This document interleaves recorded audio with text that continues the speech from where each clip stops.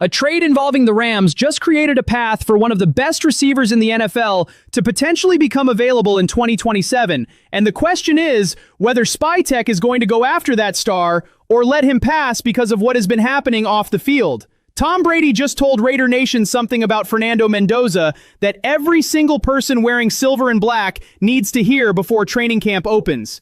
Jonah Laulu was just recognized nationally as a sneaky budding star, and the numbers back it up completely. And Trey Tucker has a head coach who publicly called him everything the new Raiders are about, entering a contract year with more opportunity than he has ever had. Stay here with me, Raider Nation. Let's get into the news. The greatest quarterback who ever played this game just went on a podcast and told Raider Nation to be patient with Fernando Mendoza. And when Tom Brady says something like that publicly, you stop and you listen. Brady appeared on the Stick to Football podcast and addressed the reality of what comes after drafting a #1 overall pick, and his message was direct. He said, most people think just because you get a player on the team, now he is going to be great. He said, no, there is a lot of development that still needs to happen. And then he did something that hit harder than any stat or projection ever could. He pointed to Peyton Manning as the example.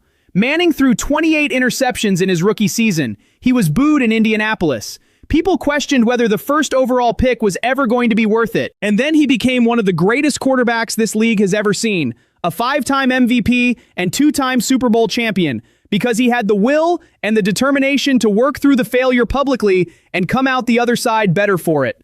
Brady said he was very much like him, process-oriented, tough, disciplined, driven, accountable. And Brady said he admired how Manning bounced back and hopes Mendoza uses that path as an example. Now let me tell you why this message matters beyond just the feel-good narrative of a legend mentoring a rookie.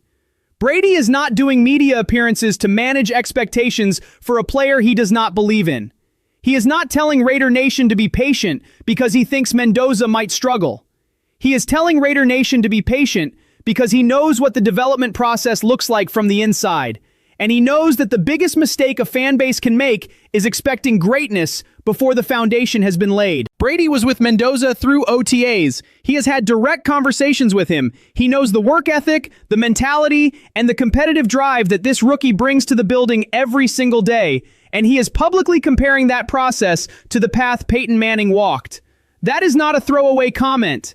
That is a 7-time Super Bowl champion putting his credibility behind a player he genuinely believes is going to be something special. Raider Nation has been waiting for a franchise quarterback for a long time. Brady is telling you the wait is going to be worth it. Trust the process. Let Mendoza develop. And when the moment comes, it is going to be something this fan base remembers for a very long time. And while that conversation is about patience with the future, there is something happening on the defensive side of this roster right now that does not require any patience because it is already real, and Nate Tice of Yahoo Sports just put a national spotlight on it. Jonah Laulu was named the sneaky budding star of the Las Vegas Raiders defense heading into 2026. And when you look at what he actually produced last season, the recognition is completely deserved. Laulu played in all 17 games, started 15 of them, and logged 764 defensive snaps. He finished with 4 sacks, 8 tackles for loss, and 19 quarterback hurries, which placed him in the top 50 among defensive tackles with at least 128 pass rush snaps. He also recorded 22 run stops. That is multifaceted production from a player who was cut by the Indianapolis Colts after they drafted him in the 7th round, claimed off waivers by Las Vegas, and has quietly turned himself into one of the most reliable defensive linemen on this roster. Tice's description of Laulu was worth reading in full because it captures exactly what makes him valuable. He called him a solid pass rusher who is also strong and dynamic against the run, with flexibility and alignment. He said Laulu is constantly around the ball as a run defender and moves well in space when tracking down ball carriers. And he made the point that Laulu's surroundings, although still not amazing, have greatly improved, which should provide even more chances to make plays on the ball that he already generates playing alongside Max Crosby. Now here's what makes this story genuinely exciting heading into 2026. Rob Leonard has been the defensive line coach since 2023. He watched Laulu develop from a waiver wire claim into a legitimate starter from the sideline every single week. He knows exactly what this player can do, and he knows exactly how to use him in the 3-4 scheme he is now installing as the defensive coordinator. Laulu is not learning a new system from a new coach. He is operating in a scheme designed by someone who has been maximizing his specific skills for 2 years already. The Raiders held opposing offenses to under 4 yards per carry last season, despite facing the 4th most rushing attempts in the league. That is not an accident. Laulu was a significant part of why that happened. And if Leonard can get another level out of him, with better personnel around him and a scheme specifically built for his versatility, this defensive line becomes something that opposing offensive coordinators are going to have to game plan around every single week. The Myles Garrett trade to the Los Angeles Rams just created a financial situation that could put Puka Nacua on the open market in 2027. And the question John Spytek has to answer is whether the talent is worth the character concerns that come attached to his name. According to ESPN's Jeremy Fowler, the Rams are now unlikely to sign any of their 2027 free agents to extensions this summer because of the financial commitment tied to the Garrett deal. Nacua is at the top of that list. And on pure football terms, the argument for the Raiders pursuing him is almost too easy to make. He is one of the most dynamic pass catchers in this league. He is a Las Vegas native, and the Raiders have the cap space, the quarterback timeline, and the receiver need that would make this conversation make complete sense. That is the football case. Now here is the real case. Nacua's recent off-field history includes being seen performing an anti-Semitic gesture, having a restraining order filed against him in March of this year, and checking into rehab in April to, in his own words, improve his overall behavior in every aspect of his life. I give him full credit for going to rehab. That takes real courage and real self-awareness, and nobody should dismiss that. But John Spytek has built this roster with a very deliberate philosophy around character. He has consistently avoided players who bring off-field noise into a young locker room that is still establishing its identity. The Raiders are not the organization they were 3 years ago, and a big part of why Raider Nation is genuinely excited about what is being built here is because the people making decisions are holding everyone in that building to a real standard.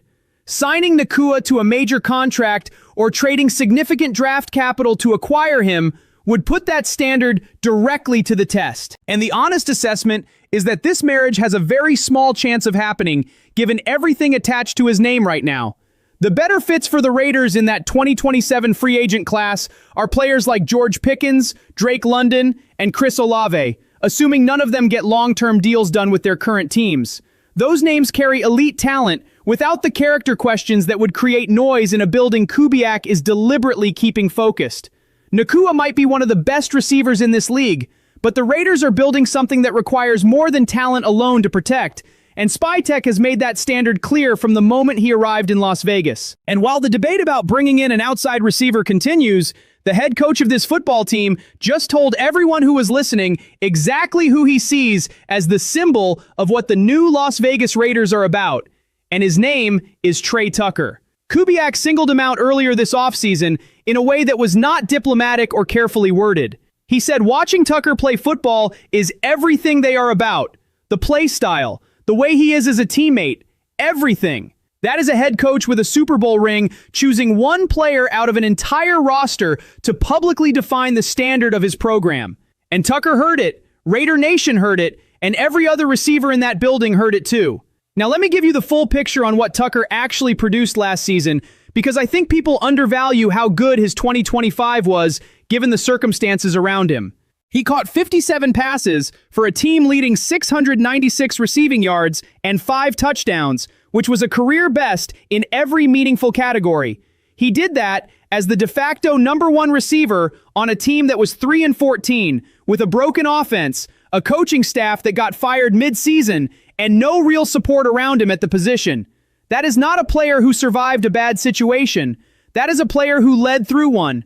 Bleacher Report's Mo Moton called Tucker primed to earn a significant contract this season, noting that despite constant coaching turnover throughout his career, he has topped his receiving numbers every single year. That kind of consistency in the face of dysfunction is not something you manufacture.